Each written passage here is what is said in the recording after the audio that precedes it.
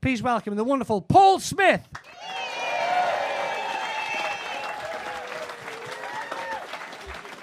Mate. You all right? Oh, she's looking at phones out now. Phones out. No, that's out of order, that. What sort of phone is it? Oh, it's a really important one. Right, go on Google, and just type manners.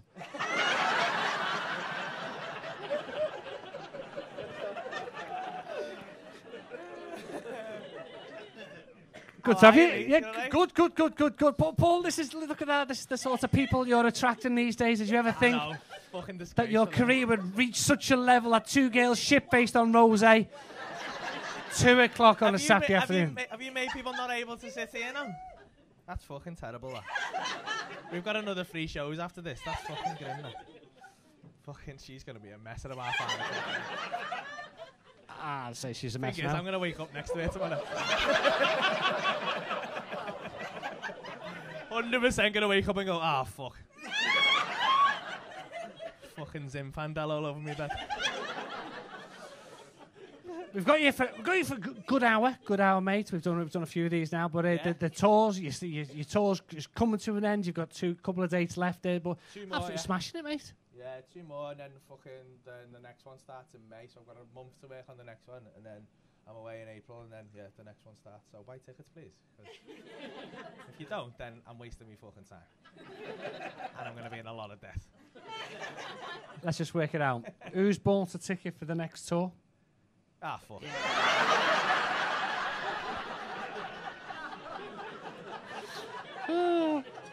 That arena was a bit ambitious, wasn't it, Paul? I bought that expensive shoes, though. Oh, I saw them shoes. They're fucking bad, them, aren't they? Well, this is what type of knobhead I am now. Look at the fucking state of me, though. Oh, I fucking love it. You think they're bad? Thank you, mate. You made me feel a lot better about myself there. This is penny, I swear, aren't she got snakeskin on, yeah.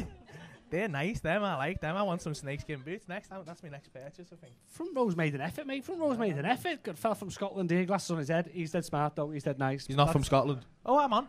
Was I not on before? You fucking knobheads. Sat here talking to me fucking self here. Everyone off the back, oh, he's fucking quiet, isn't he?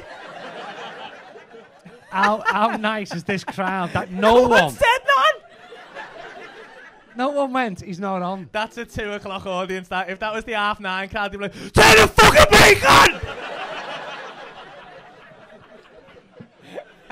You're getting fucking sacked.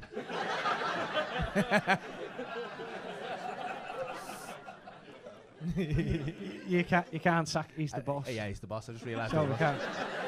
I could only see a silhouette, and then I realised he was a giant, and I was like, "Oh, it's Vinty in it." Sorry. I'll have a word with myself in a bit. So out of 2, I think there's a show at like 5, then there's a show at 7:30, then there's a show at 9:30. How does the day just sort of descend into more chaos as the night goes on? Like 2 o'clock show versus a 9:30 show. It's weird because that's how you would expect it to go. But these are dead nice, and then the 5 o'clock crowd are cunts. Fucking hot animals, though, right? Just cocaine everywhere. Fucking women pissing on the floor. Like real piss, though, not even like, oh, it's a joke. She's like, oh, I'm not asked. And then 7:30, kind of, like the 7 o'clock show, that's a little bit rowdy. And then 9:30, it's just dead civilized. Like weirdly, like, oh. Like, and you go at it with the wrong energy then, because you've had 2 shows of people being like fucking rowdy, and you go on like with the energy, like, the fuck wants it? And everyone's just like, oh, hello. Because they've all been for a meal and they got like wine drunk, so that, you know, like when you have a few glasses of wine with a meal and you get all hazy, you're like, I love you. That's the 9:30 crowd. They sit there like they're on a date with you, and you're like, I think I'm in love with this guy. Is anyone got a ticket to a 5 o'clock show today? Thank God for that. If there's any left, come down, man, because it's fucking, honestly, it's chaos. It's just absolute chaos. Well, what's the main difference between sort of this club show and then going out to do the theatre shows and then all of a sudden as well you're doing like the M&S Arena, like 8,000 in there. The difference in the level of shows and how you have to deal with it, because there's an expectation when you come out, you chat to all the audience, you're straight in there. But then when you go to the bigger the rooms, you can't do that as well, can you? Some of them you can. It's just, I know what I got dead used to doing is cause it's on the videos all the time, and like you only get, like, most people watch me, like everyone in the room, you can see everyone, and kind of like if I talk about her shoes and she lifts it up, you kind of go, like, she's got snake shoes on, whatever, or you know he's got suede. But you've done it just exactly the same. Stay at the back, can't see his shoes, but they know just from what you said that he's got shit shoes on. Like fucking, they can imagine how bad his shoes are. And that's what you've got to do. You learn from just, we all naturally do it from you, because what you do is like natural comparing things. It's just like, you repeat what they say back, and so like you'll repeat the name. You just like, you just do these little tricks, and like you'll kind of verbalise what you're talking about and describe it a little bit more, so everyone's on the same page. It's just getting used to doing that.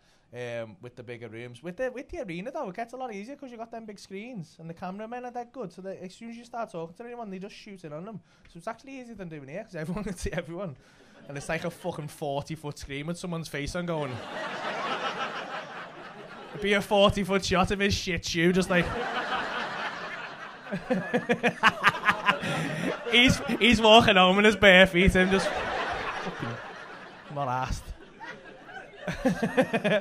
You're so glad you stood a little further back, aren't you now? Oh, sorry, Ben. That's all right. But the feel of an arena show compared to a club is completely different, though, isn't it? I mean, to walk out in front of 8,000 people, you must have been just shitting yourself.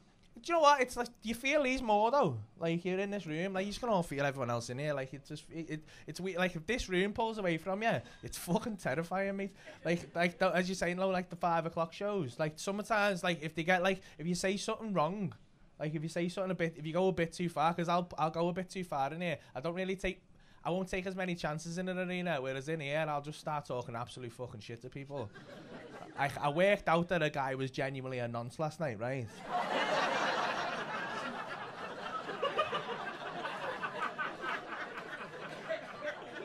So I just told him to fuck off because he was a nonce, and everyone was like, "Oh fuck yeah, he's a nonce," and then the whole room, it just got really serious then. Because he was a nonce out there, right? Because what he said to me, he was like, they looked odd as well, right? And I was like, "You a couple?" And she was like, "No," and I was like, "Oh, thank fuck for that," because I was expecting to go to me dad or something, right? And she went, "It's me ex," and I was like, "Oh no." And I was like, "How old are you?" She went, 28. I went, how old are you? And she went, he went 49, right? And I was like, "Oh." And she went, "Yeah, we've got to stay mates because we got 4 kids." And I was like, "You got 4 kids with him?" And she and her eldest one, right? So she was 25, right? And her eldest kid was 9. Which makes him a nonce, doesn't he? Just mathematics, right? Right, but yeah, what maths have you done there? How old was she? She was 16, wasn't she, right? And that's what I done, and I was like, "Oh, she's a nonce, that's fucking borderline, that, you're a cunt, right?" And everyone was kind of laughing it off, and we all kind of had a little joke about it. And it wasn't until after the show I thought, hang on, she was 16 when she had the kid, so she was 15 when he got her pregnant. He was 100% a genuine nonce there. We've all just been having a fucking laugh and a joke about it. When we pointed it out, he was like, "Hey!" It's like, fucking hell. So you can feel, like in these rooms, you can feel, like I wouldn't do that. I probably would do it in an arena, to be fair. Like I would, yeah, if you lose it, if an arena pulls away like that, you're like, "Oh no." Yeah. Well, luckily you didn't have him on a 40-foot screen, didn't you? Yeah. If you'd had him on a 40-foot screen, we would have had evidence for the police. Everyone taking pictures on the mobile.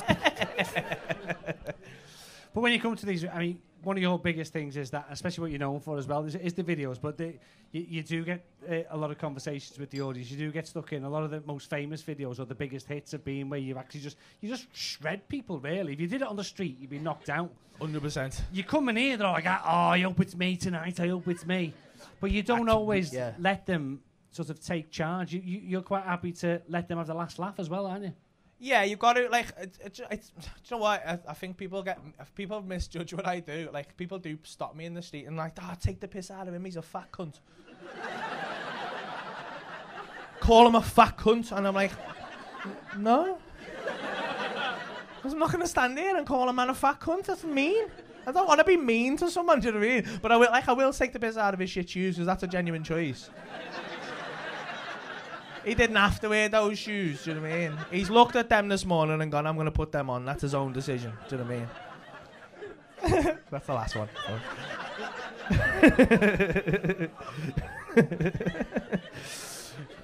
But sometimes if people say, if someone will say something back to you and it's funnier than what you're gonna say, then you might as well just roll with that, because the point of it really, like a lot of those videos that people see of me comparing, and people sometimes get a bit confused when they come to the club and they see me hosting. They're like, "Are you not on tonight?" I'm like, "Yeah, I'm on. I'm on more than everyone else. It's just split up between. And my job tonight is just crowd work and banter, because I'm quite good at doing that. So like that's what they mainly hire me here for, is to just get on and warm the crowd up. And my job then is to just be like halfway between the audience and the crowd. So I'll get them warm enough and I'll kind of lead them in. I'll make sure everyone's settled, and I'll take the piss a little bit out of the audience and stuff like that. So the point is really to facilitate a conversation. And when they say something funny, like there was the best one I've had. There was two guys here, right? And these fucking two young lads. Basically, I was just chatting to medical students, and I was just having a little chat to them, right? And I got talking to one of them. He's like, "I'm a medical student." Normal conversation. I was like, "Oh, that's nice." Just having it was all right. It was quite funny, but it wasn't nothing special, right? And then I got distracted by a Hindu at the back, right? This is the middle section. Hindu from Doncaster. He was rough as fuck, right? I'm from Don. Her name was Donna from Donny as well, and that done me fucking head in, right? Just done me head in. So I spent the whole rest of the section on these, right? So last bit, in the way the show runs, there's like 3 sections in most shows, so you'll have like, "Hello, you're all right."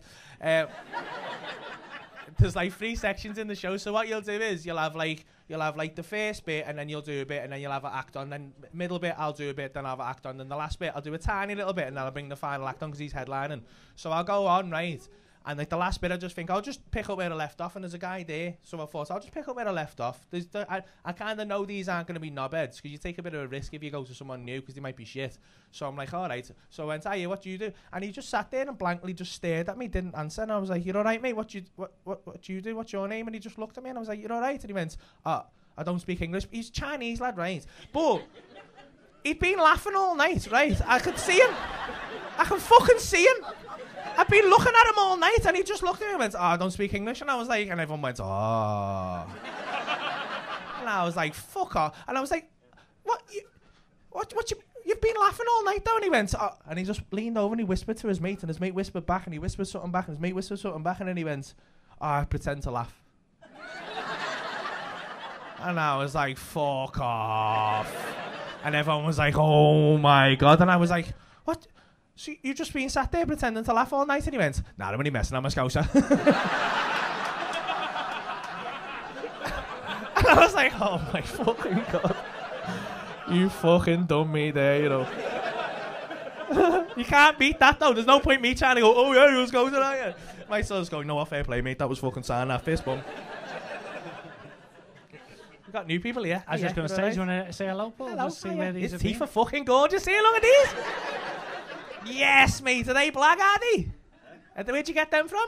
Turkey? Yeah. Mate, I'm on it. Which one did you go to? They're fucking lovely, them. So, mate, get on this, right? Fucking knowing about these videos, and I'm fucking excited about this, right? Exactly where you are sitting as well, right? About 2-3 months ago, right? There's a kid, like exactly what's just happened then, right? People come in late and they sat there, and there was 3 lads there, right? And there's a kid off fucking Love Island just comes in and sits there. I didn't have a fucking clue. Have you seen it? Sam Garland, yeah? I didn't have a fucking clue who he was, but he like fucking, like, your teeth are gorgeous, but his were like fucking blah.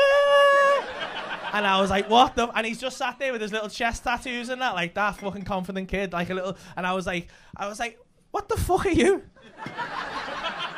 And he was just like, what? And he started to give a little bit back, and then I was like, what? And then he kind of just shrunk away from it a little bit. He was sound, but then I was trying to get out. I was like, what you doing? He wouldn't tell me. And then someone went, he's on Love Island, and I went, fuck off. And I was giving him loads of shit, and Geordie Shore as well, right?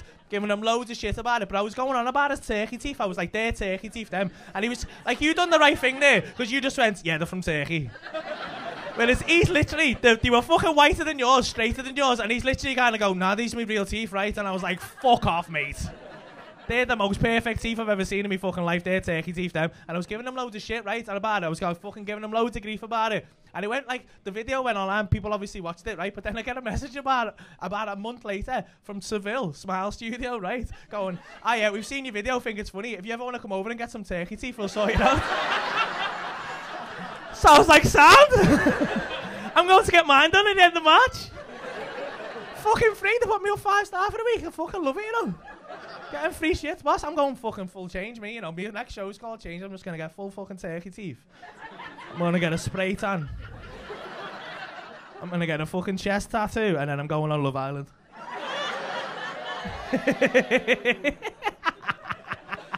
Look how good they are, though. Yeah. Look how nice they are. They're fucking stunning. You're not going to come back looking like that. I am, no. You're going to come back. I'm going to look exactly like you. No. I'm going to get my beard all lined out and that. Come on, mate. I'm getting the wedge like a ginger Ryland Clark. That's what I'm getting. And you're going to walk in. See Jamie. Wait, don't come in that green room. Don't come in. You're genuinely getting your teeth done. It's good. Know what I'm dead scared of, right? I come back on the 3rd of April, right? I'm getting them done. It takes a week to get them done. And then I'm coming back the 3rd of April. And then I've got a gig on the 4th of April. And I've literally got to walk on stage and go, oh yeah. And everyone's got to go, what the fuck have you done? I don't know what I'm going to say. But I'm not turning free teeth down. They're expensive, them teeth, aren't they? I'm not turning them shits down, mate. Are you getting them for free? For free? How much are they? How much are teeth? Oh, mine are more expensive than that. Mine are worse. Mine are fucking terrible, my teeth, though, aren't they? They've got to do some fucking work in here. My teeth are like fucking broken biscuits, mate. Fucking sick of people comment online, get your teeth sorted. Fuck off. Let's be honest, right? You've had 2 national tours, you've had all that money, you bought shit trainers, you couldn't be arsed, so your own pegs out, you waited for some fella from Turkey to come along and offer to get them done for free, and because they're for free, you're going to look a right dickhead, and then we'll all see the first video. Remember, making out April the 4th, Paul's teeth are coming out to play. Yeah, but then I'll get a chest tattoo, I'll go on Love Island, and then I'll retire. You look the business. You will. Oh, all right then. Nice one, mate. Well, perfect timing, that. Perfect. First time you ever told me about turkey teeth. I didn't. That's what I said to you. Did turkey have teeth? I didn't know. I want to pull it back because obviously a lot of you come to the club. You've been to this venue or the one that's down on Seal Street, but it's not always been like this. I mean, the club's been around since 2010, but it was yourself, there was Paul, there was Binty. Yeah. But it all started off much smaller, and then it's grown. The audiences have grown. Yeah. Only a couple of years ago, you had a Liverpool The venue Comedy was Festival. bigger. The audiences are a lot smaller. But just if you describe, just to people who don't know, like 2010, an average Saturday night would have been what?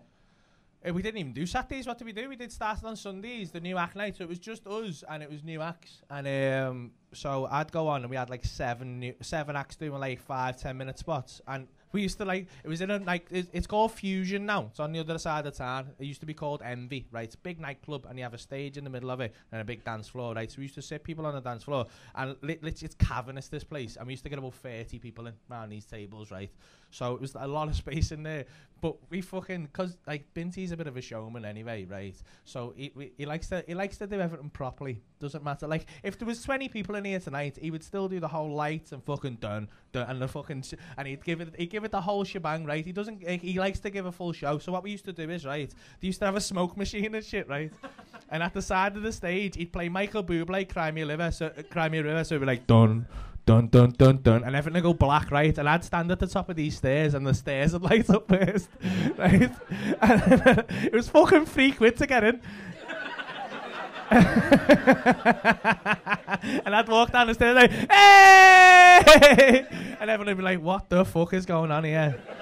£3, most of them had got a 2-for-1 on Groupon. It was fucking bad, you know. We used to love it. That we had our mate, they were the best times though, because like it was me, There was Belvy, Paul and Binty, but then we had people starting like used to come down and do it. When we had like Adam Rowe, Rob Thomas, Davey Ash, like loads of like and Brennan Reese and loads of people who still play the club now, but like they were just starting out, like Larry Dean, Tez, like loads and loads of people who were like gone quite big now, and like we were all quite new, and we used to just go and do that gig. And then just get pissed after it and fucking. We used to get like paid like 50 quid for the gig, and you just go and line of fucking vodka Red Bulls because they were a quid. Just line them up after it and just get absolutely smashed after the gig. It was boss. It was class. I'm not gonna say I miss it. No, because this is much better. But it was a good times. Absolutely. But of course as well, I mean the show's different and the club was different back then. But also. You wasn't always a compere then as well, because you went out, you were doing the bits that we would do with the first, second or third, you were beyond doing them, but you were doing them as a newcomer, as a new start, and as a starter in Liverpool, you didn't just go out and do 20 minutes. You had to go and do like Raw Ride Raw, which was the most brutal We've just night been ever, about that backstage, which you just, basically, for those who don't know, they used to do a new act night, the Grim Reaper would be in the wings, and if audience members, you tell the story, you tell them how it worked. Well, yeah, basically, you know the Royal Court Theatre, and if you don't know Liverpool, right, there's a theatre on Queen Square, which is the main bus station, right, and it's called the Royal Court. It's a big theatre, it's about 600, done it, but they used to cordon it off, so it had about 300 capacity for comedy, right. So on a Monday night you go down, do Raw Ride Raw, and basically, as he said, you get like 8 minutes, and you get like 2 minutes grace period, and after that, if you were shit, the audience got like given like 3 sides, right, 3 random people, and if the sides went up, Grim Reaper would walk out, hook you around the neck, and just walk you off the stage, right? And he had a fucking proper fucking 6'5" fella doing it, right? That was his own. I never seen him do fuck all else in there. I actually never seen him without that Grim Reaper costume on. Weird, right? So, but I remember the first time because I did my first gig in there. I did a comedy course in there. That's how I started. And my first gig, I thought it went dead well because we filled it, but it was full of friends and family, and that was really nice, supportive crowd. And my first joke, I used to walk out and I go, "Hello," I went, "Hello, Royal Court Theatre. Don't know if you can tell under these lights, but I am the G word, gorgeous, right?" That's not that funny. It did get a laugh on the first night though, and I was like, "Fucking, I'm obviously I'm the best comedian in the world. This is fucking easy, innit?" And then I went and done Raw Ride Raw, and that wasn't such a friendly crowd. And I walks out, right, and I does the say, "Hello, Royal Court Theatre, if you tell them these lights, I'm the G word, gorgeous." And I pointed at the girl in the front row, and she just looked at me and went, "Fuck off." And mate, my head fell off. I could not recover from that. I was just like, "Oh, that's not how that was supposed to go. What the fuck was next? What was next?" And I was flapping because you got like 2 minutes, and then it'd be like, I remember like the little till sound, it'd be like "Ching," like that, and that meant that they could side it. And I was just waiting for that, just thinking, just get me off the stage, because I couldn't walk off. And I could see this guy, and I was just like, "Fucking hell, he's gonna come and get me," and then it's just come and get me. And then I got the worst heckle I've ever had, even to this day. Up to like, I've done comedy now for near 14 years, and I've never had the worst one. Like, people can call you shit and not, they can say horrible shit to you, and it doesn't really get to you. The only thing that really gets to you is when someone feels sorry for you. And in this moment, just because you can't see fuck all with the lights, especially in there, it's just darkness, right? So you're looking out into this oblivion, and just out of that, some voice just rose out of it. This little old woman, I knows that old woman, right? Just from her voice, she just went, "Ah." And then she went, "Somebody help him." And I was just I just felt the fucking side go round my neck, and I was like, "Oh." Worst moments of my life. You can do nothing with that, can you? You can't do fuck all, mate. You're dead. Trying to help. Yeah, you're fucked. You can't be audible to that either, because they're trying to be nice. That pity's the worst thing. If you ever want to, I shouldn't really say this to people. If you ever want to kill a comedian, just be like, feel sorry for them. Just absolutely destroy them. They're like, "Oh, I don't know what to do with that." Just remember that.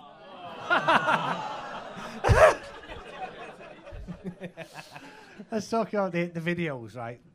Videos are just unbelievable. The numbers that the videos get, and that's what set this club really off and set this club aside from everyone else. That this, when it started off, the club was just getting busier and busier and busier, and then it flew off. But then the club sort of installed the cameras, and they put the videos online, and they were such a high quality. But there was one video in particular, they've been pumping these videos out, and then there was a video in particular that just turned it for you.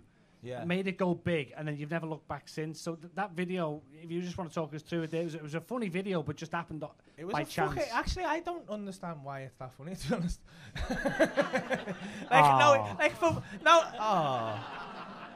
Stop it, guys.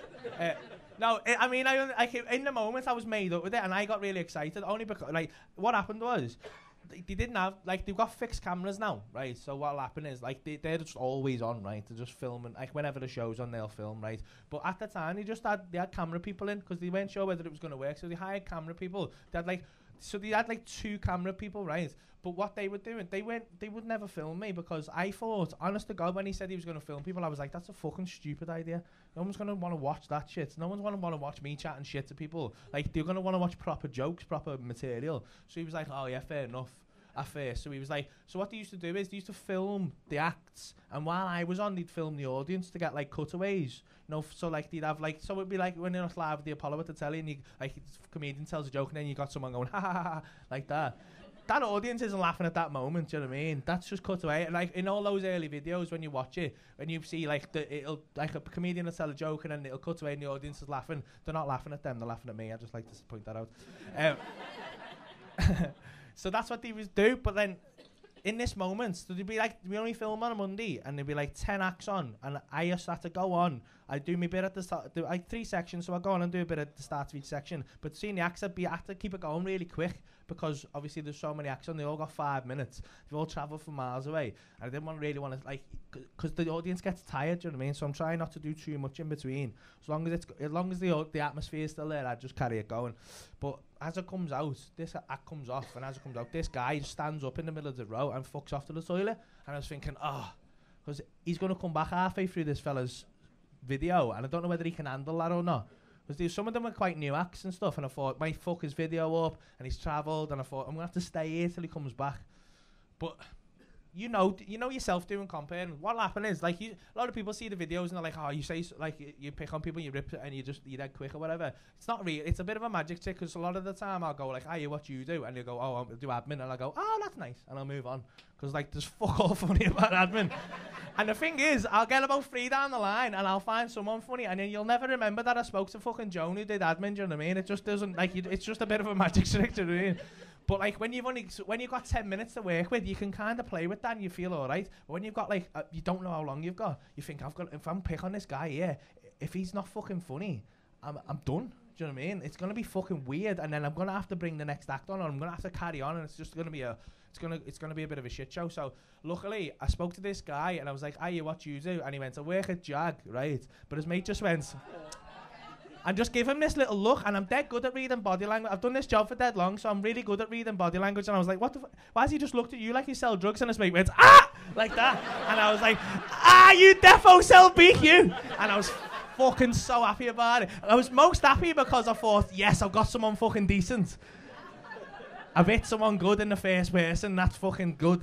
So I was like, I was happy to have him, right? And then he kept trying to blag that he weren't, and I just went at it. And I went away. Like, after that, I went away like 2 days later. Went away for my mum's 60th to Portugal. I was away for like 10 days, and that video went on, and it went fucking mad. It got like shared around loads on Facebook and that, but it got shared around loads in Jag on like WhatsApp and stuff as well. So in Liverpool, it was fucking weird. As I come back, and like, I went away and no one had the fucking clue who it was, and then I come back and I got off the plane, I got home, we had no bread and milk, so I took the baby to Tesco, and everyone's in, I was walking around Tesco and people are going,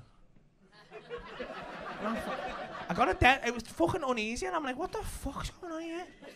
And then these 3 like scallies are just like, I'm walking down aisles, and they're at the ends of the aisles just going, just looking down the aisles at me, right? And I'm thinking, what the fuck? Am I getting mugged in Tesco's here? With a baby? Oh my God, what the fuck? I'm thinking I'm going to have to hit them with the baby or something.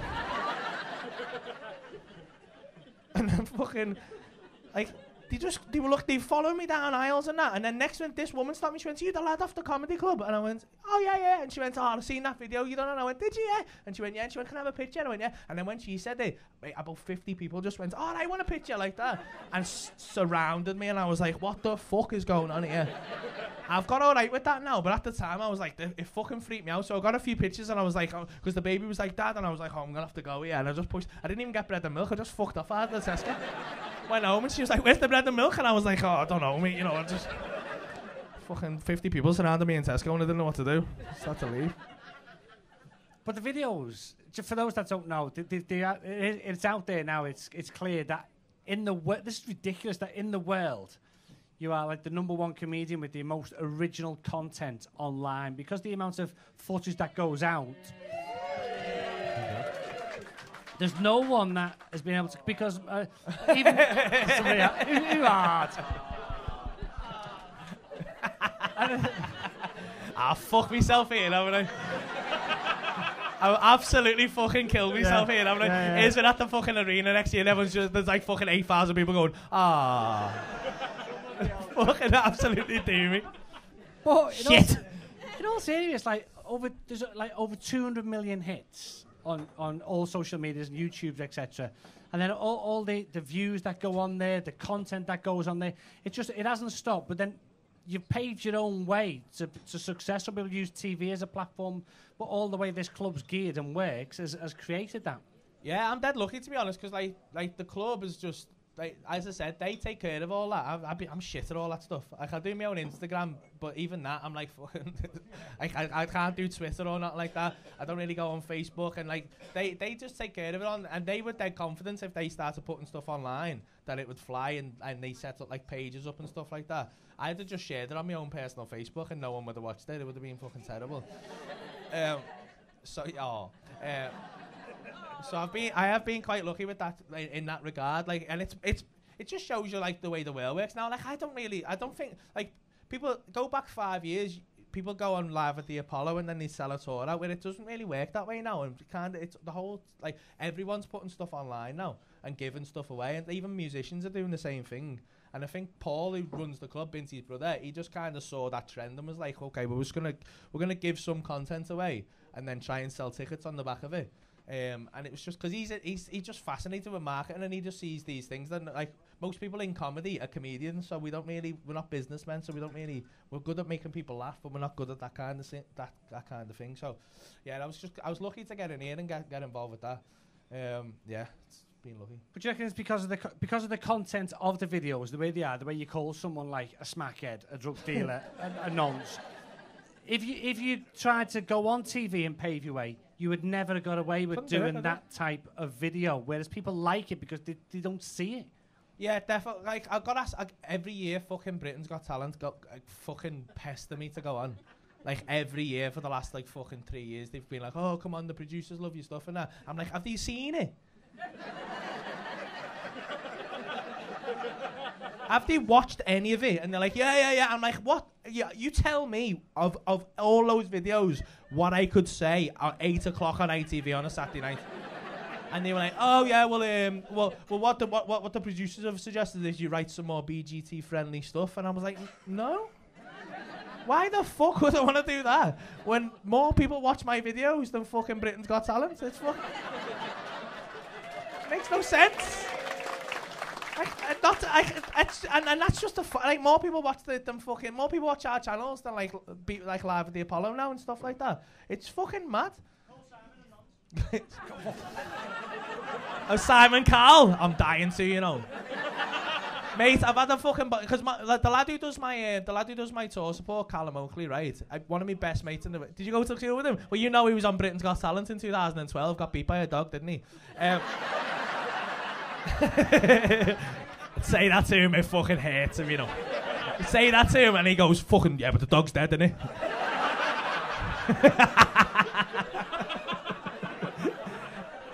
It fucked him up though, because he was only 15. They shouldn't have let him do it. The fucking rat, right?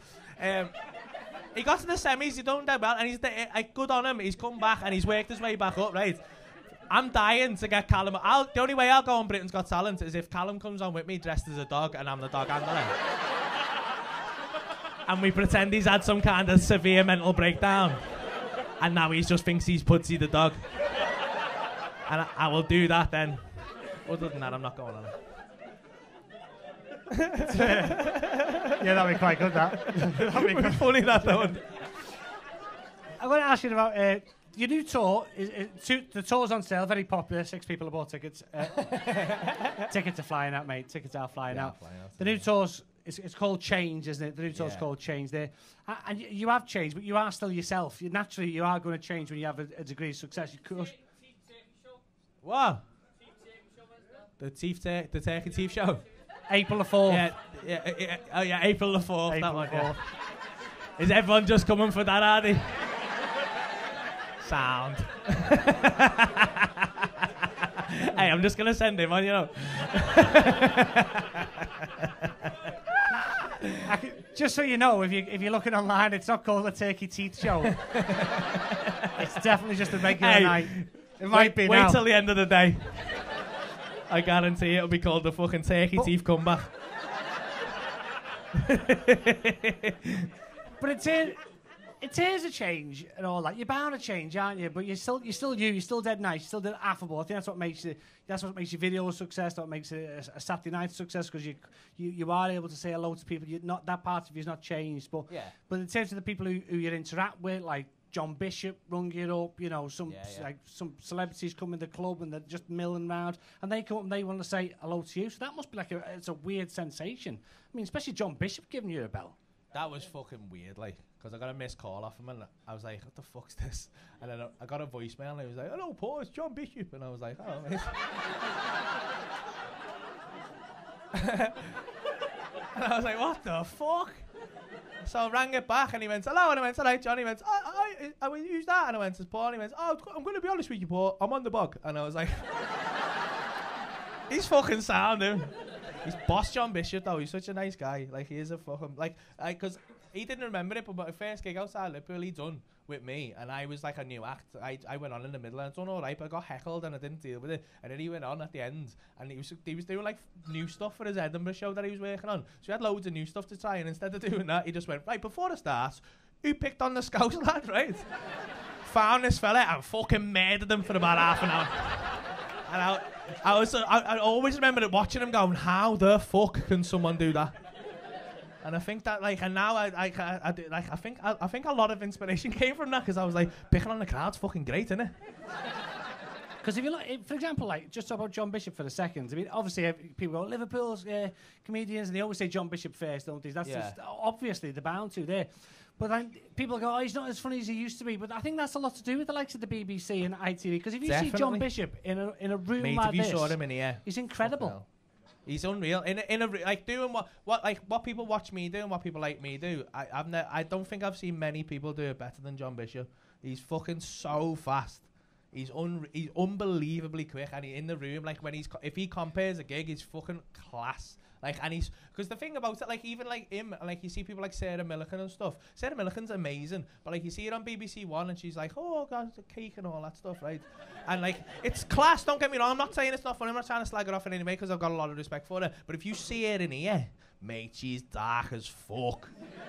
She's dark. Like, you wouldn't fucking believe the shit comes out of her mouth. She's just got jokes about getting raped and shit.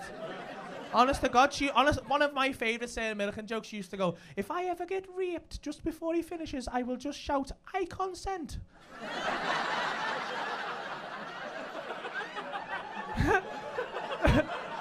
She's a fucking incredible joke. She wouldn't get away with that on BBC One.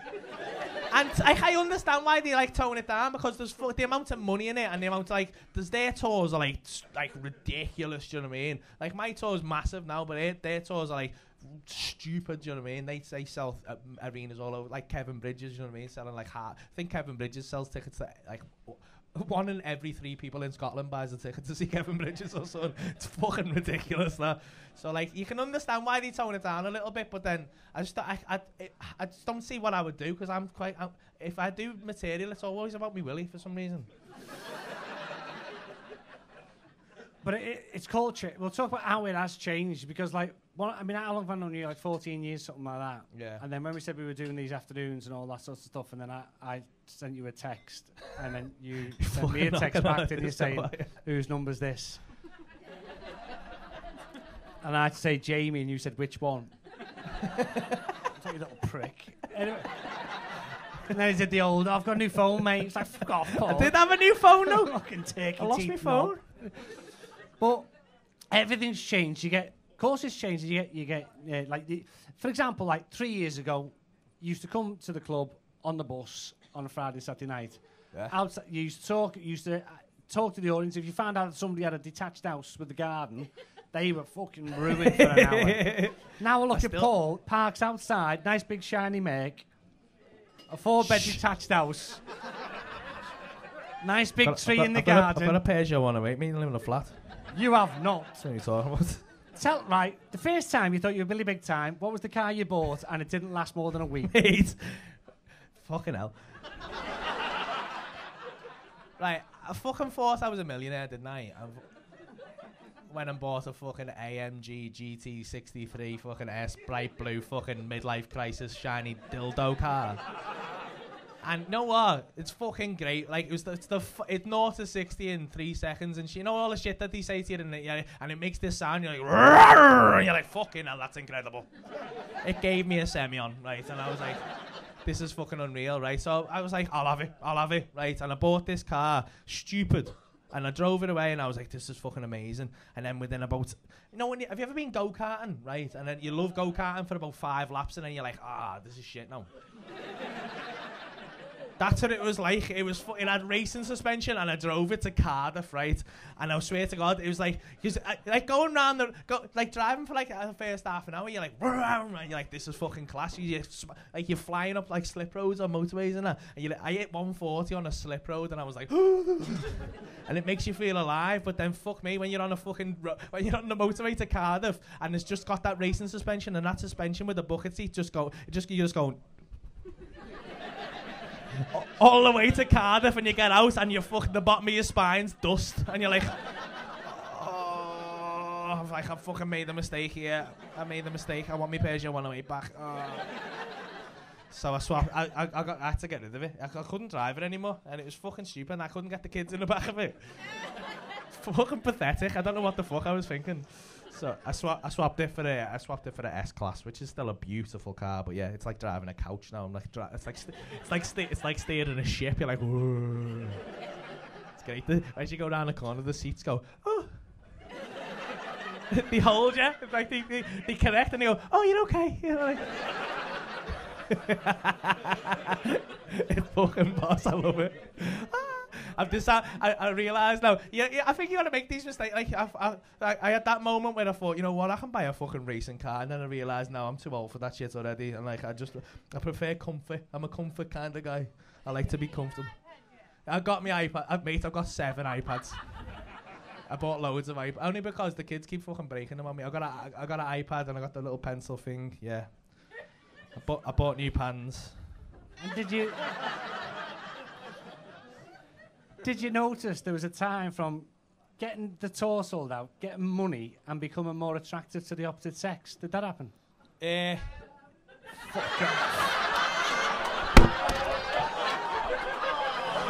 Fucking hell, that was heavy, that! Right, who said that?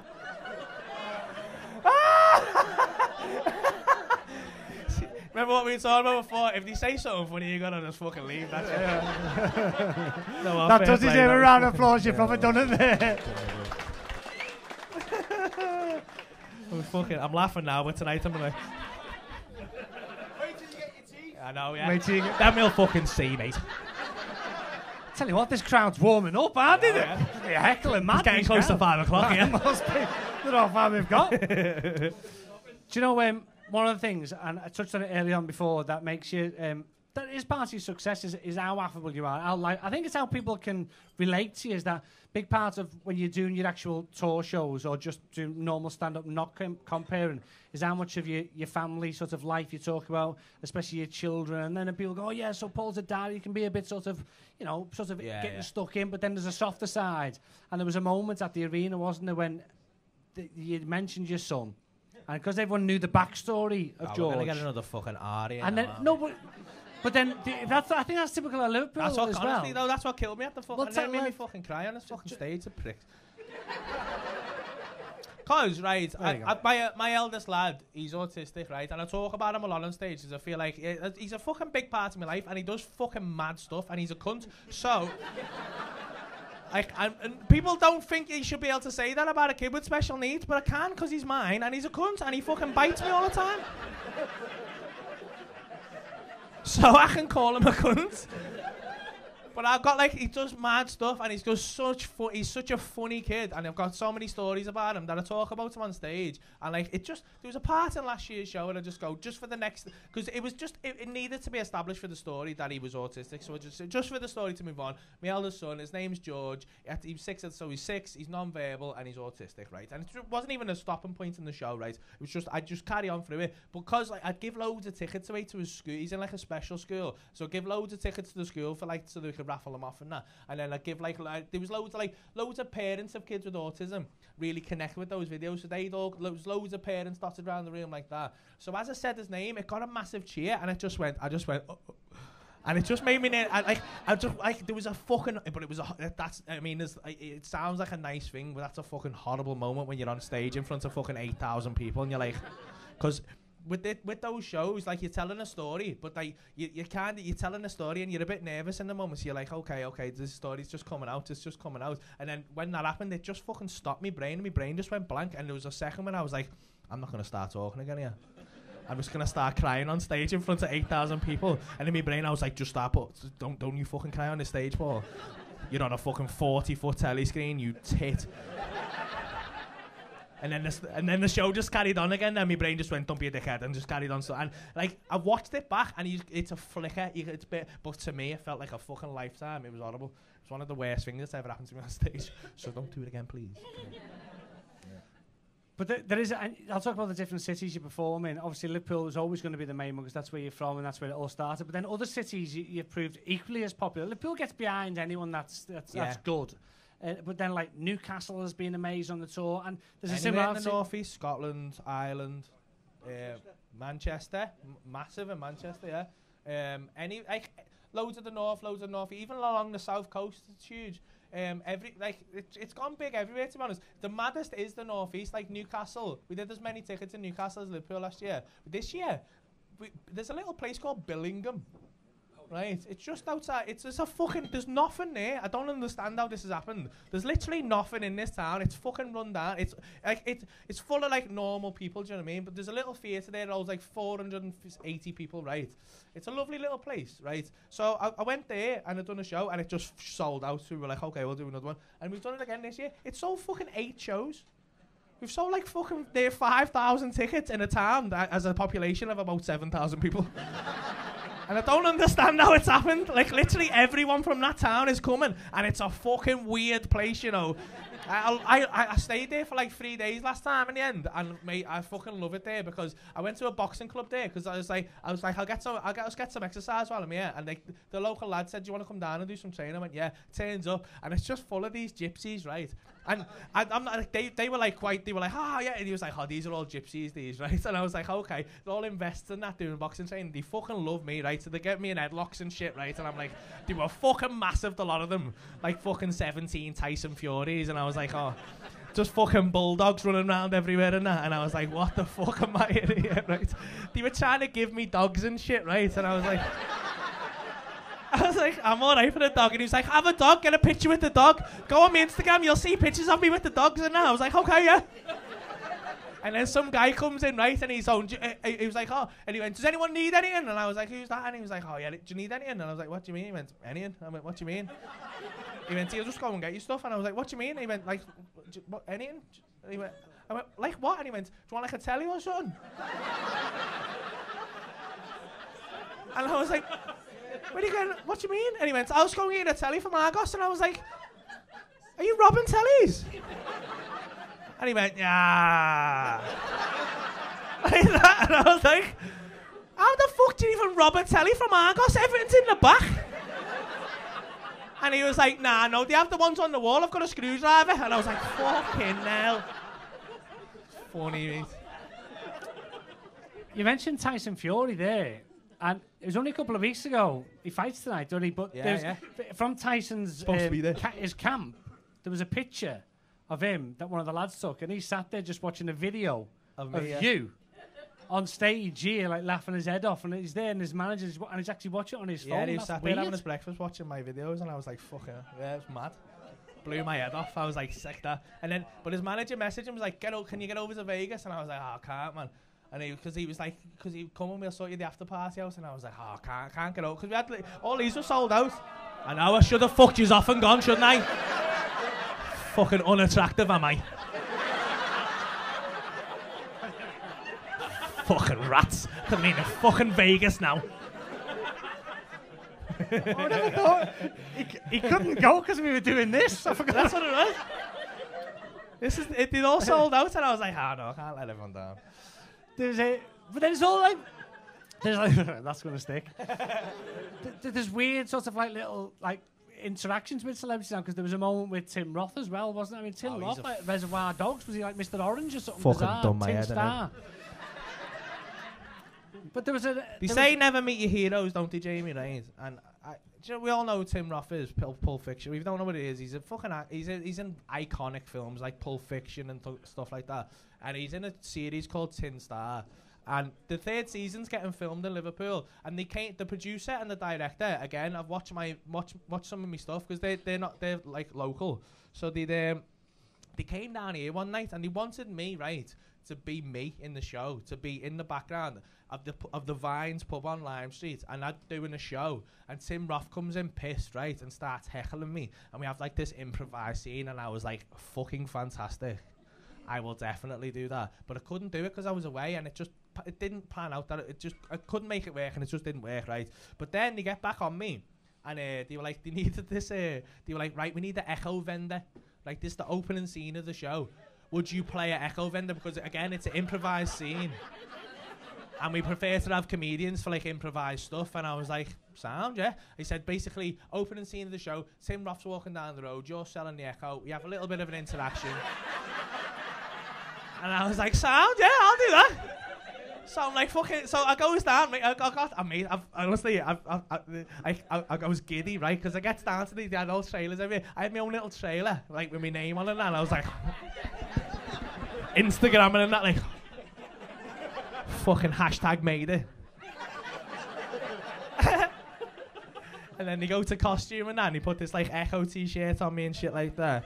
And then fucking like Primark shoes and that, and then I know, don't get me fucking started, mate. And then it was on. They were filming on Matthew Street, right? So you don't know, fucking, it's like if you're not from Liverpool, it's not the place to be, don't lie.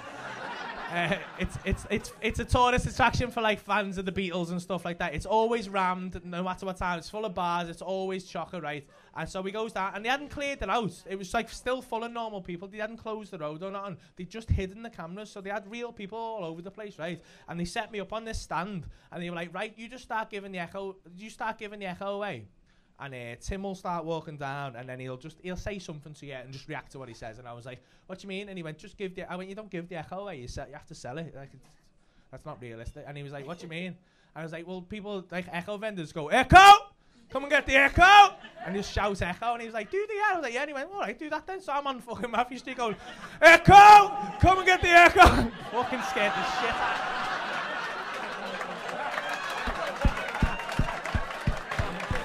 That was incredible. Mate, that fucking done my head in. That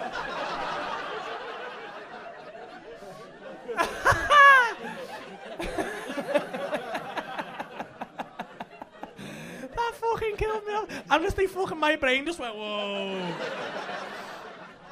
So now I'm shouting echo and that, right? And then this fucking, like, it was, honestly, I was smashing it, right? I was realistic as an echo seller. I sold an echo, right? Because it's real people walking past, and some fella just come and went, all right. But it was yesterday's echo, and I felt bad, but I was like, I'm fucking selling an echo. I sold this fella an echo, yesterday's echo, and I was like, yeah, mate, yeah. And then Tim Ross walking, and I'm like, here's me fucking big moments here, here's me big moments, here's when I'm going to smash it, I'm going to break into Hollywood and that.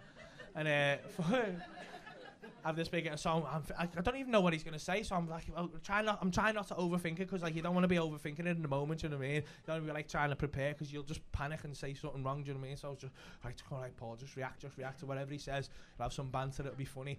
So I see him walking down. I'm like, all right, just wait for him. I'm like, echo. All right, ladies and gents, come and get your echo. And I see him, and I went, hello, mate. You look like a man who needs some news. And he just walked past me. He went, keep it down, mate, and just carried on walking. And then he went, right, that's enough, well done everyone. And I was like, was that it? And he went, yeah, that was brilliant, that, mate. And I was like, are you sure? And he went, yeah, that was excellent, that. And I was like, where's Tim? And he went, oh, he's gone. And I was like, can I have a picture? And he went, no. And I was like, ah. All right, see you later. Brilliant. Well played, Binty. Hey, that was excellent. That was timing. Just before we finish, it's been an incredible few years. I mean, it all started obviously 14 years ago, but the last 2 or 3 years has really flown. How would you describe how it's been? What are your thoughts on what's happened the last couple of years, and where do you expect it to be in the future? What are your hopes? How do you want it to pan out? I don't know. You know, it's fucking better teeth. Yeah, definitely. Better teeth, spray tan, appearance on Love Island, possibly end up in the jungle. I'd be fucking brilliant in the jungle, wouldn't I? I reckon I'd win the jungle, you know.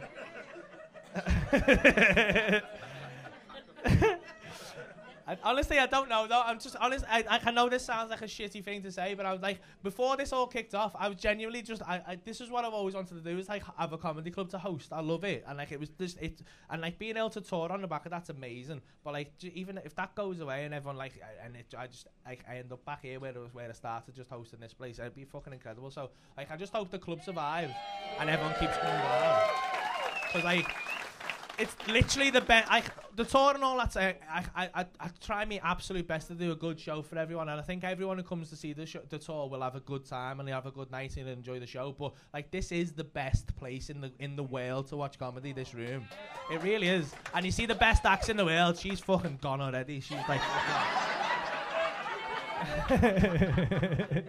But genuinely, so yeah, if you like, honestly, I just recommend you keep coming down, because even if I'm not here, like we have the best acts in the world now coming down and doing it. Like the lineup tonight, like it's just incredible. Do you know what I mean? So like, and it's like that every single night. So yeah, just hope this club survives, and like yeah, I just hope it keeps getting better. Legends, absolutely wonderful. Thank you very much to Paul Smith. Thank you.